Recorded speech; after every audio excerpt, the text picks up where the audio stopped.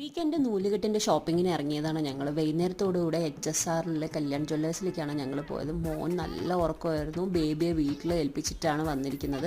ഇതിപ്പോൾ ഞങ്ങൾ പ്ലാൻ ചെയ്തിരിക്കുന്ന ഒരു ചെയിൻ എടുക്കാം, പിന്നെ അരഞ്ഞാണ് ഓൾറെഡി ഉണ്ട്, അതൊന്ന് പോളിഷ് ചെയ്യണം എന്നുള്ള രീതിയിലാണ്. അപ്പോൾ അവനും മോൾക്കും വേണ്ടിയിട്ട് ഓരോ ചെയിൻ എടുത്തു. പിന്നെ ഉണ്ടായിരുന്ന സ്വർണ്ണമൊക്കെ കൊടുത്ത്, അതായത് ഓൾഡ് ഗോൾഡ് കൊടുത്തിട്ട് എക്സ്ചേഞ്ച് ആണ് ചെയ്തത്. പിന്നെ അവൾക്ക് കുറച്ച് തളയും വാങ്ങിച്ചു കാലിന് വേണ്ടിയിട്ട്. പഴയതൊക്കെ എക്സ്ചേഞ്ച് ചെയ്തു ഞങ്ങൾ. പക്ഷെ വലിയ ഇതൊന്നുമില്ല, റേറ്റ് വ്യത്യാസമൊന്നും കാര്യമായിട്ട് ഉണ്ടായിരുന്നില്ല. അത് കഴിഞ്ഞിട്ട് ഞങ്ങൾ നേരെ പോയത് KLM തന്നെയാണ്. HSRൽ ഒരു KLM ഉണ്ട്. അപ്പോൾ അവന് ഒരു ഡ്രസ്സ് എടുക്കണം, മോൾക്കും ഡ്രസ്സ് നോക്കണം എന്നുണ്ടായിരുന്നു.